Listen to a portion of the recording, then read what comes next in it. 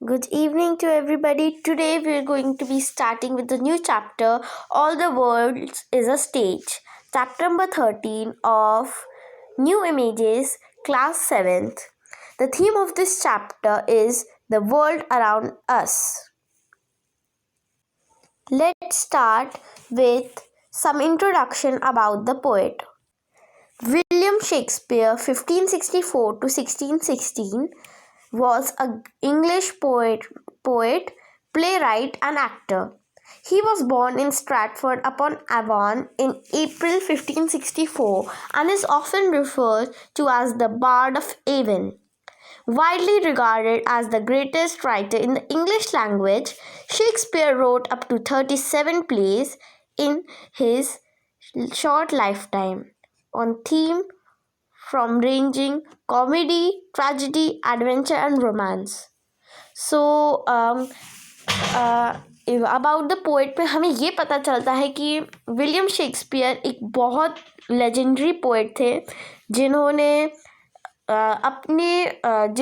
जिनका birth Stratford upon Avon में अप्रैल 1564 में हुआ था और उन्हें एक इंग्लिश का लेजेंडरी पोएट माना जाता है।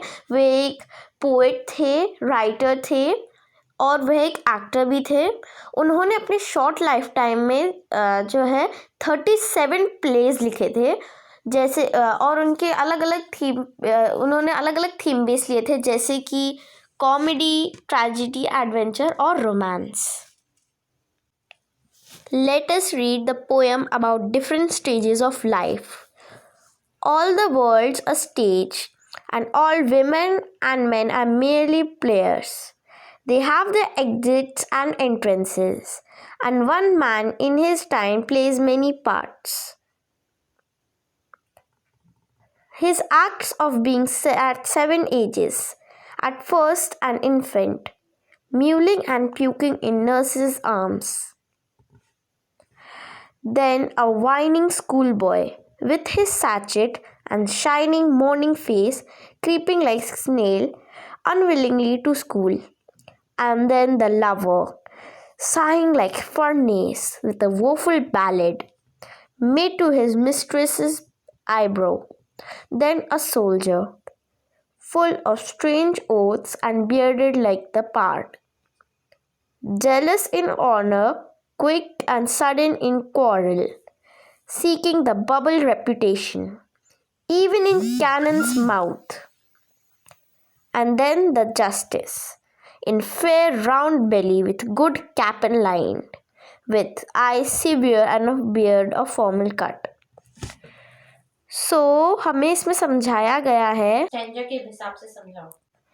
हाँ, तो हमें इसमें समझाया गया है कि all the world is a stage. All the world is a stage.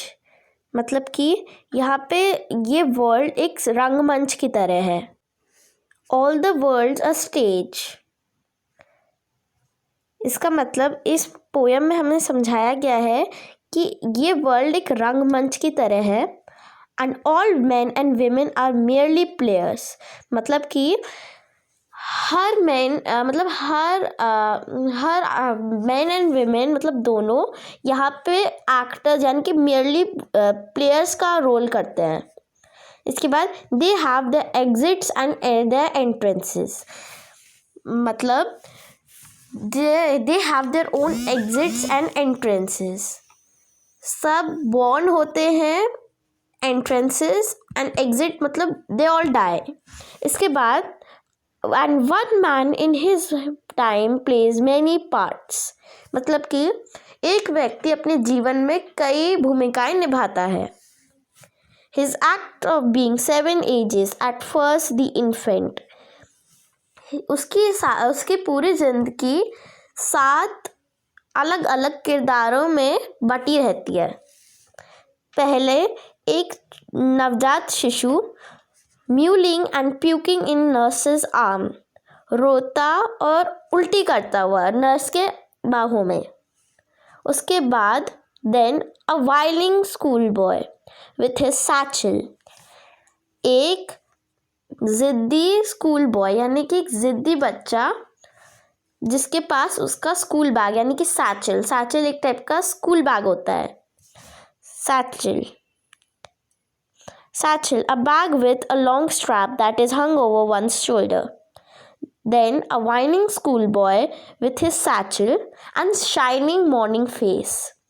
मतलब कि वो एक जिद्दी स्कूल बॉय है जो कि सुबह सुबह अपने मॉर्निंग फेस के साथ creeping like a snail unwillingly to school, मतलब अपने शाइनिंग मॉर्निंग फेस के साथ स्कूल जा रहा है बिना मर्जी के। उसके बाद and then a lover shining like a furnace with a woeful ballad made to his mistress's eyebrow, मतलब कि जब उसके स्कूल लाइफ ओवर होती है उसके बाद वह एक लवर बनता है जो कि एक शाइनिंग लाइक अ फर्नेस, मतलब कि वो आहटे भरता है एक फर्नेस यानी कि भट्टी की तरह, मतलब सैडनेस में। और उसके बाद made to his mistress's eyebrow, मतलब द वन ही लव्स उसके बारे में वो बहुत सारे सॉन्ग्स कंपोज करता है, सैड सॉन्ग्स लिखता है। मतलब हम उस टाइम उस स्टेज पे होते हैं जिसमें आप हर चीज़ कर लेते हो लेकिन उसका कोई आउटपुट नहीं होता है। उसके बाद then a soldier full of strange oath and bearded like the pard, उसके बाद वह एक सोल्जर बनता है। सोल्जर मतलब कि जिसकी लाइफ में बहुत इंथुजियाज्म हो कुछ करने के प्रति। और then a soldier full of strange oath, मतलब कि जो कैसी भी लैंग्वेजेस यूज़ करता है। ओथ मतलब प्रॉमिसेस, जिसके मन में अलग अलग वियर्ड प्रॉमिसेस भरे होते हैं और वो मतलब कि बहुत अलग लैंग्वेजेस यूज़ करता है। और उसके बाद बियर्डेड लाइक द पार्ड, मतलब उसकी बहुत बियर्ड आ जाती है एकदम लेपर्ड की तरह, बियर्डेड लाइक द पार्ड। इसके बाद jealous in honour quick and sudden in quarrel, मतलब अपने रेप्यूटेशन के लिए जेलस हो जाता है और लड़ाई झगड़े में बहुत क्विक। और उसकी एक बबल रेप्यूटेशन होती है, मतलब bubble reputation here means that वह अपनी रेप्यूटेशन के लिए जो है बहुत वो रहता है, कॉशियस रहता है और उसकी बबल रेप्यूटेशन होती है, लाइक जिसको टच करते ही उस पर एक इम्पैक्ट पड़ जाए। और उसके बाद इवन इन कैनन्स माउथ, मतलब कि वह अपनी रेप्यूटेशन को बनाने के लिए किसी भी हद तक जा सकता है, even in cannon's mouth. And then the justice in fair round belly with good cap and line. And then the justice मतलब कि इसके बाद वो इस स्टेज पे पहुंच जाता है कि वो जस्टिस बन जाता है। मतलब जस्टिस का मतलब उसे पोस्ट नहीं मिलती लेकिन उसको लगता है कि उसने पूरी वर्ल्ड में जो भी हुआ है वो एक्सपीरियंस कर चुका है और वो जो है अब जस्टिस जैसा, मतलब कि सबको जज करना चालू करता है।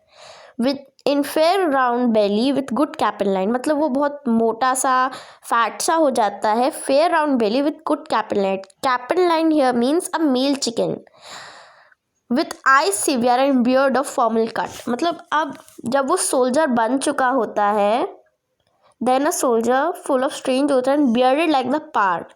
इस स्टेज के बाद जब वो जो है जस्टिस बनता है तो उसकी बियर्ड ऑफ पार्ट की जगह बियर्ड ऑफ फॉर्मल कट हो जाती है, उसकी आईज बिल्कुल क्रूअल और सिवियर हो जाती है। ठीक है, उसकी बियर्ड फॉर्मल कट हो जाती है और उसके बाद वह पार्ट जैसी बियर्ड एक फॉर्मल कट में बदल जाती है। Full of vice shows and modern instances, मतलब वो सबका सलाहकार बन जाता है। वाइस सॉज का मतलब होता है short sentences that give advice, मतलब छोटे छोटे सेंटेंसेस जैसे कि सलाह जो हमें एडवाइजेस देते हैं। Full of short, wise saws and modern instances, and so he plays his part, और ऐसे ही वो अपनी भूमिका निभाता है। The sixth stage shifts into a lean slippered pantaloon, अपनी सिक्स्थ एज में एक इंसान एक लीन और स्लिपर्ड पैंटलून में आ जाता है। पैंटलून मतलब कि old man who wears trousers fastened at the foot, मतलब कि लूज पैंट्स पहनने वाले ओल्ड मैन को pantaloon, slippered pantaloon with spectacles on nose and pouch on side, मतलब जो स्पेक्टिकल्स पहनता है उसकी एक नोबल नोज होती है और उसके साइड में एक पाउच होता है। हिज यूथफुल होज मतलब कि उसमें जो पहले जितना यूथफुल तो वो था, वो well saved a world too wide, मतलब वो निकल चुका है। His youthful hose well saved a world too wide, वो निकल चुका है, अब वो उतना यूथफुल नहीं रहा है। For his shrunk shank and his big manly voice, अब उसकी वॉइस यहाँ पे इस पैरा में बताया गया है श्रंक शैंक। इसका मतलब है shank, a part of persons leg between the knee and the ankle, मतलब उसका शैंक का जो पार्ट है यानी कि नी और एंकल का पार्ट वो बहुत श्रिंक हो जाता है। और उसकी big manly voice turning again into childish treble, मतलब अब जैसे उसकी बिग मैनली वॉइस उसके यूथ के टाइम पे थी, अब वो एक चाइल्डिश ट्रेबल में बदल जाती है। ट्रेबल मतलब हाई पिच्ड वॉइसेस, मतलब हाई पिच वॉइस हो जाती है उसकी, जैसे बिग मैनली वॉइस जो उसकी यूथ में थी अब वो उसकी ओल्ड एज में चाइल्डिश ट्रेबल बन जा रही है। Pipes and whistles in his sounds, मतलब अब वो अच्छे से बोल नहीं पाता है और जब भी वो बोलता है तो वो पाइप्स और विसल्स की आवाज़ आती है। अब आता है सबसे last scene of all that ends this strangeful eventful history, मतलब अब आएगा लास्ट सीन जो इस बहुत ऐतिहासिक और वियर्ड हिस्ट्री को मतलब वो करेगा, एंड करेगा। इस सेकेंड चाइल्डिशनेस एंड मियर ऑब्लिवियन, मतलब उसकी दूसरा बचपन और मियर ऑब्लिवियन, मतलब कि मियरली उसे पता होता है कि उसके आजू बाजू क्या हो रहा है। Sans teeth, sans eyes, sans taste and sans everything, मतलब कि अब ये अपनी सेकेंड चाइल्डिशनेस में आ जाता है यानी कि मियर ऑब्लिवियन में, जिसमें इसको कुछ रियलाइज नहीं होता है कि क्या हो रहा है। sans teeth, sans eyes, sans teeth, sans everything। sans मतलब होता है विदाउट, तो ये विदाउट टीथ आ जाता है, without eyes, without taste and without everything, मतलब कि इसकी डेथ हो जाती है। Written by William Shakespeare.